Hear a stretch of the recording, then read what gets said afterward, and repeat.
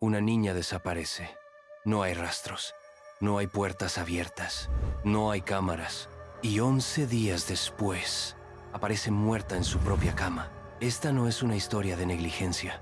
Es una historia de silencio, poder y algo más oscuro.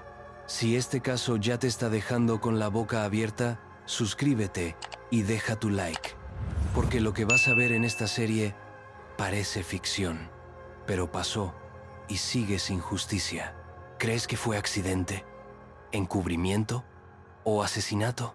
¿Qué opinas tú de lo que pasó con Paulette? Deja tu teoría abajo. Domingo, 21 de marzo de 2010, Interlomas, México. Paulette Guevara Fara, 4 años. Niña con discapacidad motriz y de lenguaje. Vivía con sus padres, Mauricio Guevara y Lisette Fara, en un lujoso departamento en la zona alta de Interlomas. Esa noche, desapareció. La madre denunció que, tras haberla acostado, ya no estaba al día siguiente. Y el caso explotó. La desaparición más ilógica del país. No hubo puertas forzadas. No hubo testigos. No hubo gritos. No hubo cámaras.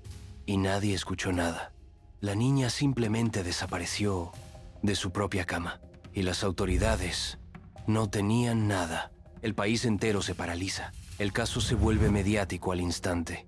Televisoras, noticieros, redes sociales. La imagen de Paulette empieza a llenar pantallas. Las autoridades lanzan una campaña nacional. Incluso se investiga una posible red de trata. Y mientras tanto, la familia aparece en entrevistas. Lloran, se contradicen, se acusan. La habitación de Paulette, limpia y revisada.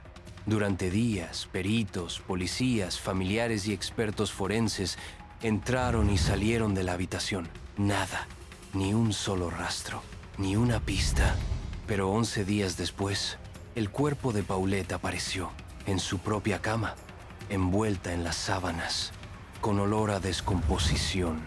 ¿Cómo es posible que nadie viera el cadáver durante 11 días?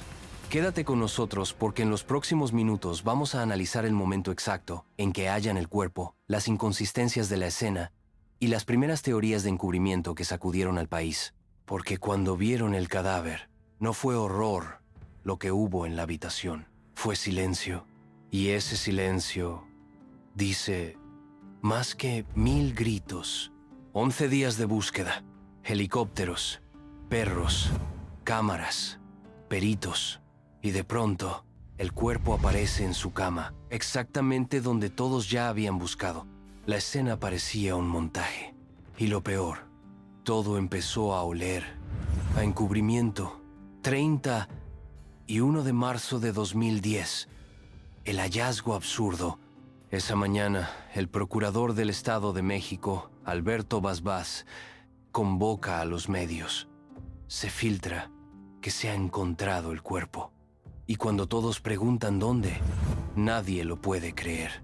En la cama, debajo del colchón, entre el hueco del piécero. 11 días después, cientos de personas dentro del cuarto. Y el cuerpo estuvo ahí todo el tiempo. Cuerpos de seguridad, peritos y cámaras. Todo grabado, todo transmitido, todo demasiado ordenado. El cuerpo tenía signos de descomposición, pero el olor no había sido reportado. Las sábanas estaban puestas, la cama hecha, y según los informes, el cuerpo estaba completamente oculto a la vista. ¿En serio? Las primeras sospechas explotan en redes, foros, medios alternativos. Nadie compra la versión oficial. Empiezan las preguntas. ¿Cómo no la vieron? ¿Por qué Lisette Fara grabó entrevistas sentada en esa cama? ¿Por qué no hubo olor durante tantos días? ¿Cómo sobrevivió el cuerpo sin ser detectado por perros forenses? Todo apunta a una sola palabra: encubrimiento. Lisette Fara aparece en las grabaciones, fría, casi ausente. Y sobre todo, sin sorpresa, no grita. No colapsa, no pregunta, ¿cómo apareció aquí? ¿Quién la puso ahí? Pero no pregunta, está muerta ni cómo murió, solo se defiende. Y eso hizo ruido. El país estalla en teorías, las hipótesis que se esparcen. Accidente encubierto, asesinato doméstico, negligencia criminal, protección por parte de personas con poder. Sigue con nosotros porque ahora vamos a desmenuzar los errores de la investigación, los movimientos extraños de las autoridades y por qué la Procuraduría del Estado cambió su versión más de una vez. Porque cuando las autoridades no pueden explicar lo obvio, empiezan a inventar lo imposible. Un día dijeron que Paulette fue asesinada, al otro que fue un accidente, después que nadie tenía la culpa y al final que no se investigaría más. La verdad no cambió. La versión oficial sí. Y eso lo dijo todo. ¿Qué crees tú que buscaban ocultar las autoridades? ¿Por qué tantas versiones distintas? ¿Te parece que alguien estaba protegiendo a alguien? Al principio, Alberto Basbás prometió esclarecer el caso. Dijo que se investigaría hasta las últimas consecuencias. Pero luego vino el giro. Paulette murió accidentalmente. Quedó atrapada entre el colchón y la base de la cama. No hubo participación de terceros. Y con eso cerró la investigación. Las pruebas, débiles, muy débiles. La supuesta asfixia mecánica por posición corporal nunca fue probada por una autopsia independiente. No hubo reconstrucción creíble. El informe forense fue publicado antes de que terminara el peritaje. Y lo más absurdo, nadie fue acusado, ni siquiera por negligencia. Mientras las autoridades se contradecían, los padres seguían en los medios. Lisette daba entrevistas. Se mostraba tranquila, incluso bromista. Mauricio, por su parte, evitaba cámaras, pero filtraba mensajes con doble intención. Ambos se acusaban mutuamente. Pero cuando se cerró el caso, ninguno fue responsabilizado. Las versiones oficiales cambiaron más de 3 veces. Secuestro, accidente con negligencia, muerte accidental, sin responsables. Y cada versión contradecía elementos que ya se habían mostrado públicamente. El pueblo ya no creía nada. Las redes ardían. La prensa alternativa empezó a investigar por su cuenta. Y las teorías no se detenían. Que hubo complicidad del poder político, que alguien muy influyente intervino, que el cuerpo fue colocado después del día 11. Y todos tenían un punto en común. La versión oficial no resistía análisis. Ahora vamos a explorar los vínculos familiares y políticos detrás del caso, los contactos que tenía la familia Fara, y por qué algunos creen que nunca sabremos la verdad completa. Porque en este caso, lo que se dijo importa menos que lo que se cayó. Cuando un crimen se tapa tan rápido, no se trata solo de lo que pasó, se trata de quién estaba detrás. Y en el caso Paulette, los apellidos, los contactos y los silencios pesaron más que la verdad. Quédate hasta el final porque vamos a ver las conexiones de la familia Fara con figuras del poder político y empresarial y cómo eso podría haber cambiado el rumbo de la investigación desde el día 1. Lisette era más que una madre mediática. Provenía de una familia acomodada, influyente, bien conectada. Su apellido tenía peso en ciertos círculos sociales de alto nivel. Y además, tenía amistades con figuras del gobierno del Estado de México, el mismo estado donde Enrique Peña Nieto era gobernador, y donde Basbás, el procurador, era cercano al círculo político priista. ¿Y Mauricio Guevara? También de familia acomodada. No tan mediático como Lisette, pero con contactos en el sector inmobiliario y financiero. Ambos tenían algo en común. No eran ciudadanos comunes. Eran parte de la élite económica de Interlomas. Y eso lo cambia todo. En ningún momento se solicitó una autopsia independiente. No se permitieron preguntas abiertas en las conferencias. Y Basbás nunca aceptó un careo entre los padres. Además, no hubo detenciones. No hubo nuevas órdenes de cateo. No se investigó el entorno doméstico a fondo. Todo apuntaba a cerrar el caso cuanto antes. ¿Protección desde arriba? Algunos periodistas, como Lidia Cacho y Anabel Hernández, sugirieron que el caso fue cerrado por presión externa.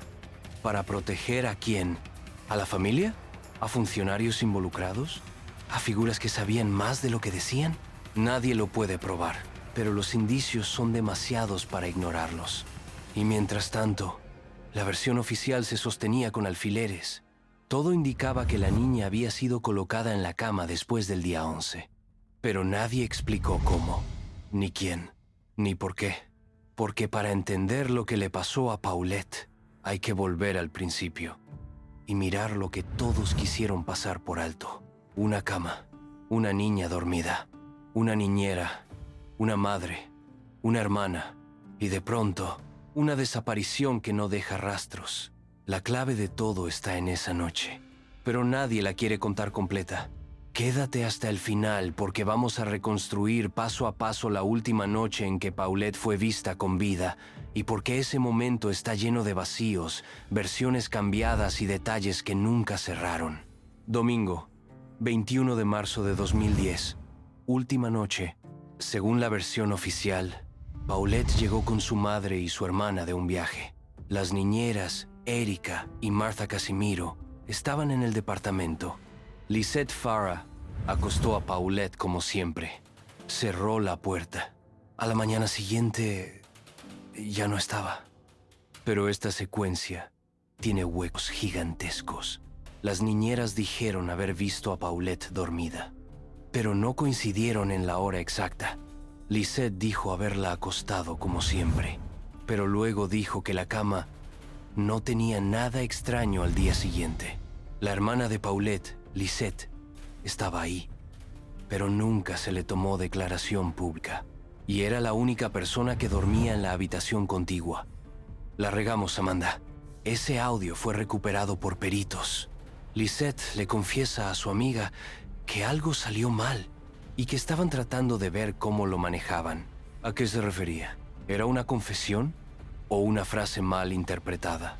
Nunca lo sabremos, porque esa grabación desapareció del expediente oficial. ¿Qué pasó realmente esa noche? Hay 3 hipótesis principales. Accidente por negligencia, la madre o las niñeras no la acomodaron bien y murió asfixiada. Una agresión por parte de alguien cercano. Por frustración, golpe o mal manejo, una muerte en otra parte del departamento y posterior colocación del cuerpo. Pero la gran pregunta sigue viva. ¿Por qué nadie se dio cuenta? ¿Por qué ninguna de las personas en la casa escuchó, vio o notó algo? Incluso si fue un accidente, alguien decidió callar y mover piezas. Y eso lo cambia todo, porque cuando el silencio se impone desde arriba, la verdad deja de ser justicia y se convierte en espectáculo. Primero prometió justicia, después dio una versión absurda y al final renunció. Alberto Basbás fue el rostro del caso Paulette. Y también su sepulturero, la versión final. Muerte accidental. El 3 de mayo de 2010, Basbás cierra oficialmente el caso. Declaración. Paulette murió por asfixia accidental. Nadie la mató. No hay delito que perseguir. Y así, con un documento lleno de ambigüedades, se cierra uno de los casos más mediáticos de la historia de México. La reacción pública, furia e indignación.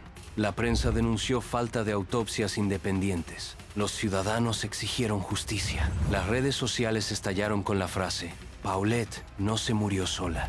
Y en medio del escándalo, Basbás renunció. Pero no por fallar, según él, por ética y para no entorpecer al gobierno. Y luego, ¿qué pasó con Basbás? Aquí viene lo más indignante. Años después, fue nombrado director del Centro de Inteligencia y Seguridad Nacional, CISEN. Luego pasó a dirigir la Unidad de Inteligencia Financiera de Hacienda. Es decir, le dieron más poder. Y eso confirmó lo que muchos sospechaban. El caso Paulette fue protegido desde muy arriba. Y la familia, Lisette Farah, se volvió figura pública. Dio entrevistas, participó en un documental y hasta amenazó con demandar a quien la señalara. Mauricio Guevara se alejó, se mantuvo en bajo perfil. Nunca más volvió a aparecer públicamente hablando del caso. El expediente fue cerrado y la justicia también. sin detenidos, sin juicio, sin responsables. Solo una frase en papel. Muerte accidental por posición corporal. Una frase que nadie creyó, porque Paulette no solo murió en su cama, también murió en un país donde la justicia se escribe con tinta invisible. Una niña murió y nadie fue culpable. Una familia se contradijo, un gobierno se protegió y un país terminó aceptando que la justicia no siempre llega. Quédate hasta el final porque vamos a reflexionar sobre el caso Paulette, lo que nos enseñó sobre el poder, la impunidad y por qué aún duele tanto hablar de ella. No fue una víctima más, fue el rostro de una generación que empezó a dudar del sistema. Una niña pequeña, inocente, indefensa, que murió en el lugar más seguro que tenía, su cama, y aún así, nadie pagó. ¿Qué nos dejó este caso? Que el poder político puede silenciar una investigación, que la verdad puede desaparecer igual que una persona, que una versión oficial puede repetirse 1000 veces y seguir siendo absurda. Y lo más grave, que como sociedad lo permitimos. ¿Pudo haberse evitado? Sí, con una investigación independiente, con presión real del Estado, con peritos honestos, con justicia para una niña que no podía hablar por sí misma. Muchos solo conocen su historia por un documental o una serie, pero Paulette no es ficción. Existió, vivió y murió en un sistema que la dejó sola. Lo más duro, aceptar que ya no habrá justicia. La verdad fue silenciada. Los responsables protegidos. Y la memoria de Paulette empañada por el escándalo. Pero algo quedó. Si olvidamos a Paulette, le abrimos la puerta al siguiente caso sin justicia. Esta fue la historia de Paulette Guevara Fara. Una historia real, oscura, dolorosa y que nunca tuvo respuesta. Si esta serie te conmovió, déjanos tu like, suscríbete y comenta. ¿Crees que alguna vez conoceremos la verdad? ¿O en México, la justicia solo existe para algunos?